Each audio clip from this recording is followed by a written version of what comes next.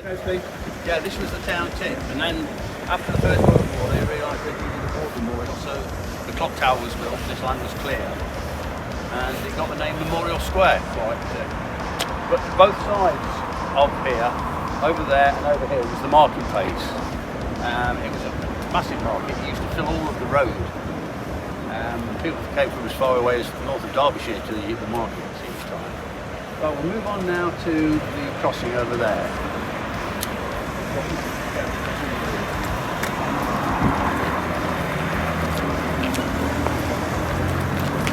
Has anybody heard of the Consumer Services Department? Yeah. Yeah. Is that the mail away bit? The mail away. Yeah, the mail away. If you don't go under the bridge, but if you go down that road, they won't take you there today. See that building across there? That's the old bakery next to you. That's the old Coalville. At the end of that, it's where the Consumer Services Department was. If you want to take any photographs, there's an old building down there. It's 50 pallets. You've got to go down there and round. It is going to be pulled down soon. It's had the local notoriety as being a cannabis farm on 2 accounts. So the council and the owner are keen to pull it down as soon as possible. But it was where, as Bob said, it's where mainline railways were ran from, and also where the shop was. So on a Friday, every employee of Palitoy could basically fill a bag up for £5 of any toy they wanted. Yeah. The good old days. You got the weapons. and the little medals you used to collect. Oh yeah. They went in there, All you got the your mail stars. away, you got your Skeletron or whatever.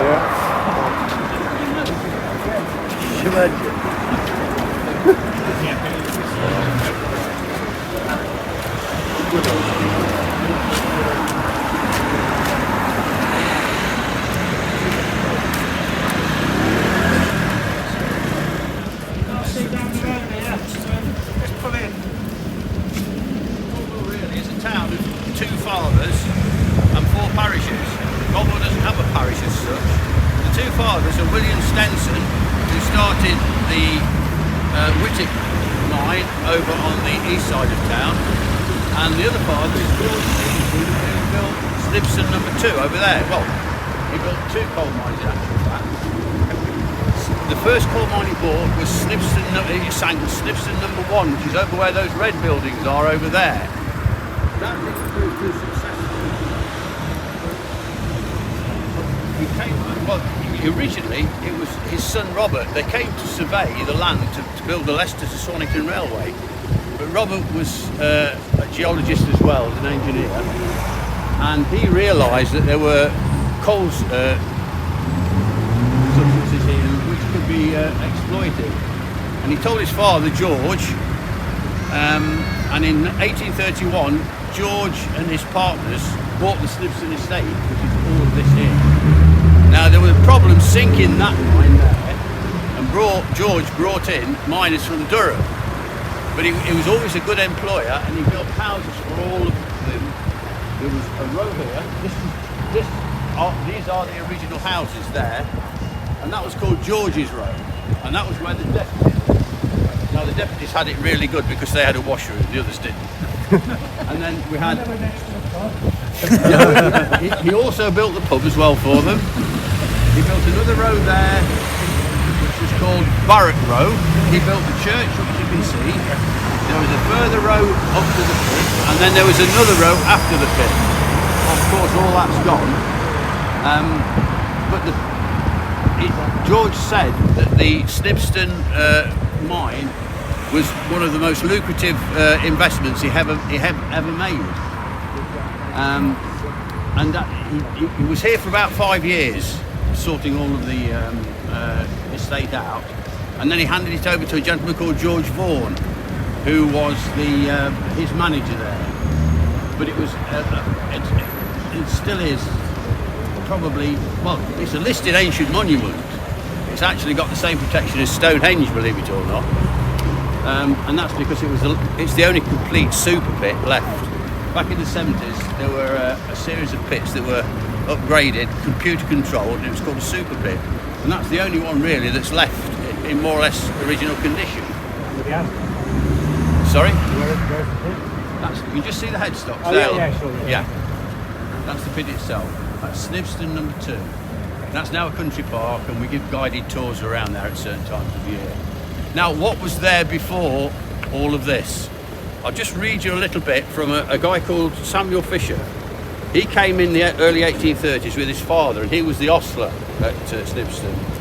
And he says, as we stand with our faces towards Ashby, that's where we are now there, we see a large tract of waste on both sides of the road, covered with gorse bushes, blackberry, bramble, etc., with not a single house on either side of the way. And the colliery number 2, Snibston, not yet sunk, so it's just a wasteland basically there. And looking towards Hugglescote, which is where we'll be going shortly to see the Paddy Toy factory, that was a wooded lane, and with the exception of a farm which is halfway down that track, which is now a car park, there was not a single house until you got to Hugglescote, which is about a mile down that way. Now if we look towards Witchick Lane, which became Mantle Lane, we're looking over there now. There's a blacksmith shop, a carpenter's shop, and a sawmill. And they were basically where that building is there. There was also houses, and there was a row of houses for the workers, which is the row you can see there now. Yep. Has been rendered.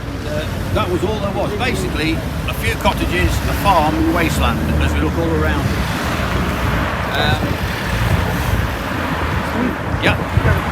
Yeah, we can go now. We're going now down to what was Hugglescote Lane, now Beaver Road. Yes, to follow the I'm just going to sit in the back side.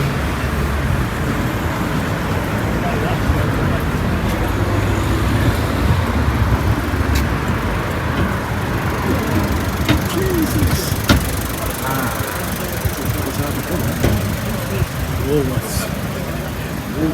Right, you've got to spot the Woolworths.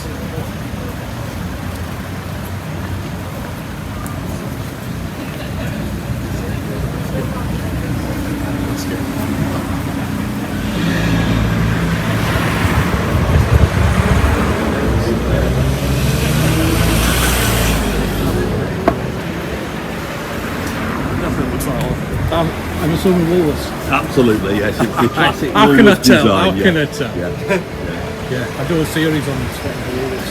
Different times. You know, Historic England has recently produced a book on the architecture of Woolworths. Oh, really? Yeah. Ooh, I might have to look into it.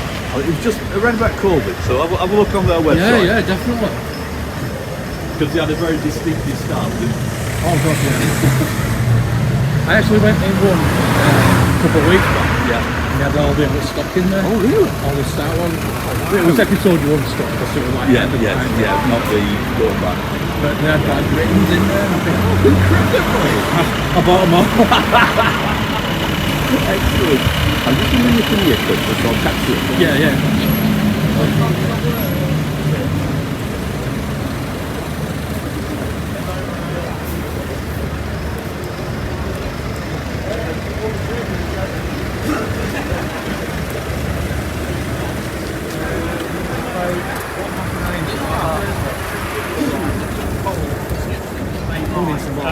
This is called Oliver's Crossing because there was a crossing warden here, and that was his hut. And the first warden was a guy called Oliver, and he was injured in the pit, so he couldn't go down the pit. So rather than sack him, they put him on here as a warden for these gates.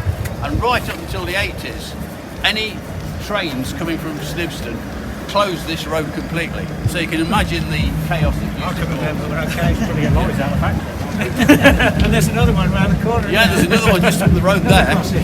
If they were both closed, it was gridlock basically. Anyway, let's carry on.